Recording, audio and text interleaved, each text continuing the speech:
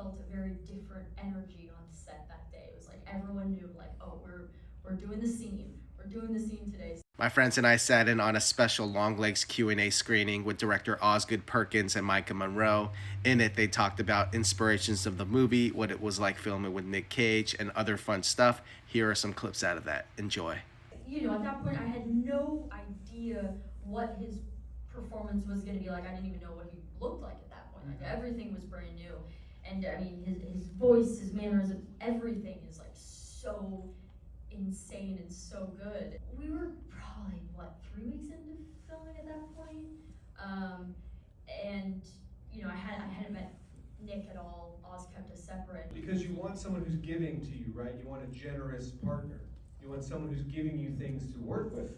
And so it's like when you can serve up Maika Monroe to Nicolas fucking Cage as your scene partner, and he's like that, and he's doing his thing. It's pretty good, pretty cool, right? Oddly, Lisbeth Salander from Dragon Tattoo. I know people are like, what? Yes, very different, but also I think how they sort of go through life and how they're, you know, very uncomfortable in conversations and normal settings, and I think sort of come to life when it's about the case. Something we talked about earlier, when Lee is, you know, sees the first, you know, dead body. She's on this case, and Carter has to leave. He can't be in the room, and yet she's able to stay there. And yes, it's gross to her, but also it's fascinating, and it can help lead her to the next things. Like, I don't think so. I don't know. It's always weird to be asked, how do you do things, right? You do them. You know, you do them. You try your best. It sounds really kind of flat and kind of maybe corny or soft or something, but you do your best. And you try to make something that you think is cool and something that you can stand by. In the case of references, like for me, with the DP, especially with Andres Orochi, who's kind of a first-time guy, saying, you know, what I don't want to say to him is, hey, have you seen a bunch of horror movies? Have you seen a bunch of new horror movies? You know, like the ones that play in theaters nowadays, you should really check those out. I'm not saying that at all. We never talked about that at all, ever.